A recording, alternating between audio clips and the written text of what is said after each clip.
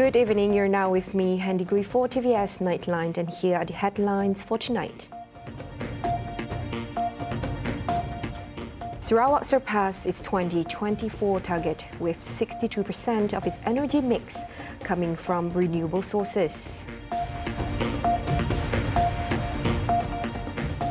Sarawak is strengthening its role as a key contributor to regional energy connectivity through the ASEAN power grid.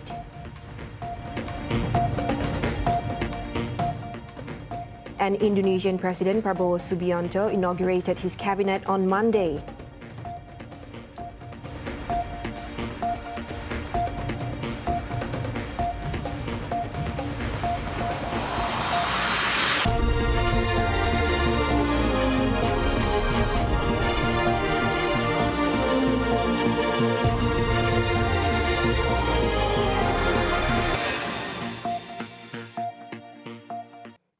Sarawak has reached a major milestone in its renewable energy transition, surpassing its 2024 target with 62% of its energy mix now coming from renewable sources. Sarawak Premier Datuk Patinggi Tan Sri Johari Tun Openg announced that the state is on track to achieve 10 gigawatt of electricity capacity by 2030 and aims to expand this by 15 gigawatt by 2035, primarily from renewable sources. Our hydro achievement have allowed us to pursue new innovation, such as the development of Malaysia's largest floating solar farm at Batang Air. Spanning 86 hectares, this project will offset 52 kilotons of carbon emissions annually, further reducing our carbon footprint. Speaking at the Singapore International Energy Week 2024, the Premier also underscored Sarawak's ambition to become a global hydrogen hub with significant investments in hydrogen production, electrolyzers and fuel cells. Sarawak is at the forefront of hydrogen economy, showcasing our commitment to innovation and our vision of becoming a global leader in clean energy. He also highlighted Sarawak's innovative use of biomass, particularly Napier grass, as a renewable bioenergy source. Napier grass pellets from a Vulu plant are already being exported to the United Kingdom, further showcasing its potential in global energy markets. The Premier added that this success story drives Sarawak to explore more opportunities in biomass, positioning it as a key player in the state's sustainable energy future. Sarawak is strengthening its role as a key contributor to regional energy connectivity through the ASEAN power grid. Premier Datuk Patinggi Tan Sri Johari Tun Openg reaffirmed the state's dedication to renewable energy and cross-border energy collaboration. He emphasized ongoing partnerships with neighboring countries, namely Indonesia, Brunei, Sabah and Singapore, that aim to facilitate the exchange of clean energy throughout Southeast Asia, positioning the state as a leader in the region's sustainable energy efforts.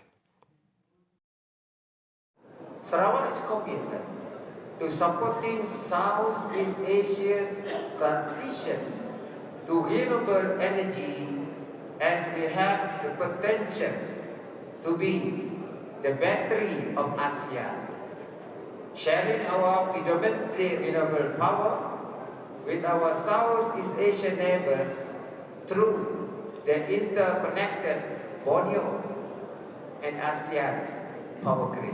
He added that as part of its future plans, Sarawak is also exploring undersea cable connections with Singapore and West Malaysia, further strengthening its role in regional energy security. Commercial negotiations for this interconnection are progressing well, with the Naga National Berhad is conducting a pre-feasibility study for potential Sarawak to West Malaysia link.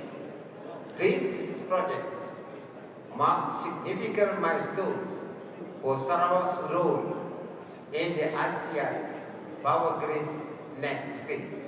He also highlighted Sarawak's potential to reduce carbon emissions through its energy system and its capacity to export low-carbon energy across Southeast Asia. Sarawak, learning from our role as energy producer, exporter, and utilizer, is expected to expand our role to foster cross-border partnership and investment as our energy transition success stories can serve as models for other jurisdictions.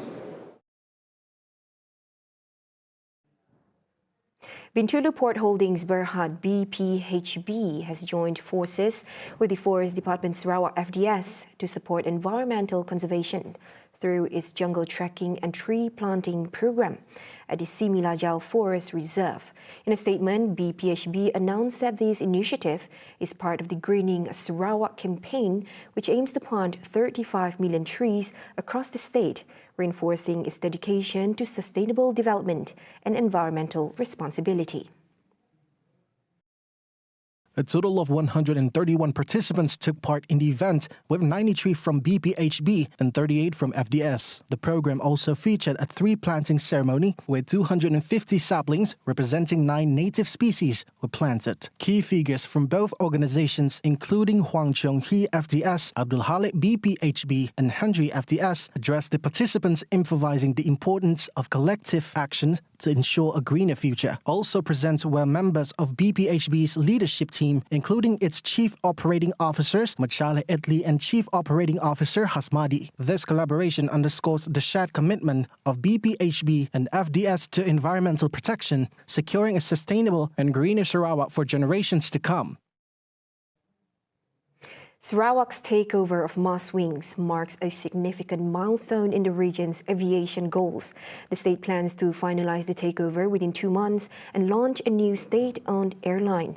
According to Managing Director of MDS Consultancy Group, Dr. Rosli Kant, this move will give the state greater control over regional air services while expanding its aviation network, particularly for rural air services, to boost both local and international connectivity. The takeover of Maswings by Sarawak is expected to significantly enhance its route networks and services. While currently focused on rural air services, the plan is to upgrade Maswings into a regional airline, offering routes to international destinations such as Southeast Asia, Australia, China, Japan, and South Korea.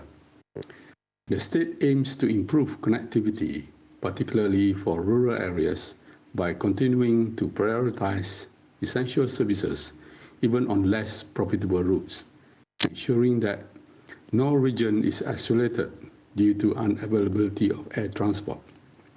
This will benefit both local communities and boost tourism in the state.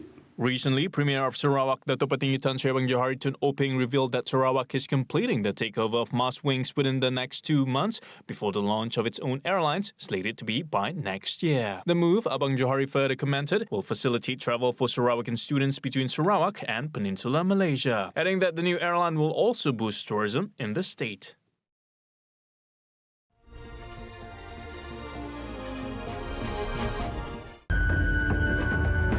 Witness the beginning of an extraordinary journey where science, conservation and adventure converge.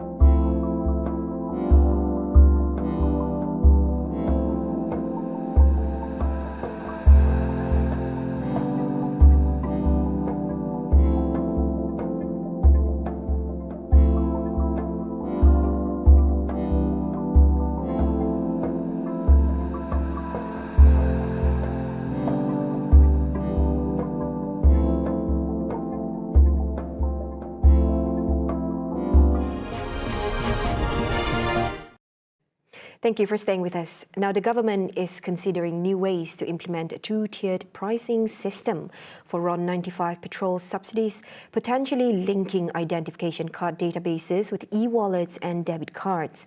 Minister of Finance, Treasury Secretary General Dato' Johan Mahmud Merican emphasized that the goal is to reduce subsidy leakages while ensuring Malaysians continue to benefit from the support. Speaking at the post-budget 2025 debate organised by the Malaysian Economic Association, Johan compared the potential RW95 system to the current diesel subsidy mechanism, which uses fleet cards. He noted that the system had already led to a 30% reduction in diesel being sold at petrol stations, helping cut down on leakage, particularly across borders and within industries.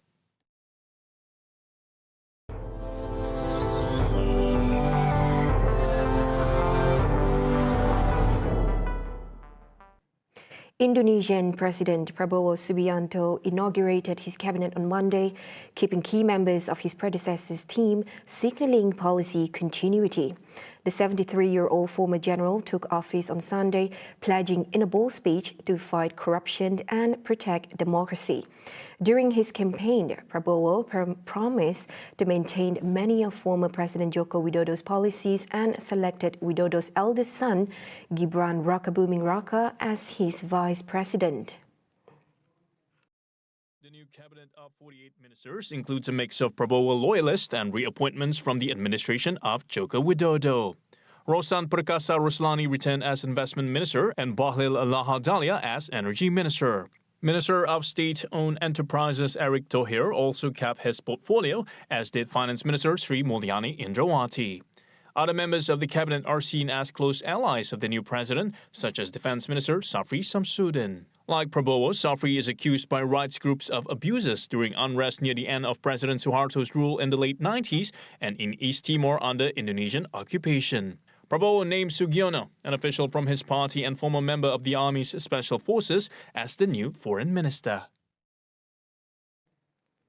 Wrapping up the Nightline, Israeli Prime Minister Benjamin Netanyahu has accused Hezbollah of orchestrating an assassination attempt, further escalating tensions between Israel and Iran. This follows Israel's pledge to retaliate for a recent missile attack by Iran. Concurrently, an Israeli airstrike in northern Gaza reportedly killed at least 73 people, with fears that many more may be trapped under the rubble. The Israeli military stated the strike targeted Hamas.